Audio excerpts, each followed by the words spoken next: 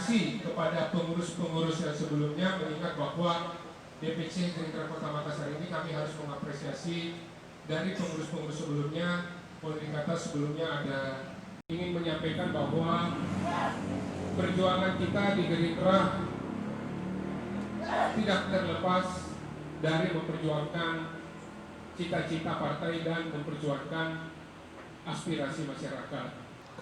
Baik, terima kasih kepada Pak Ketua atas sambutannya.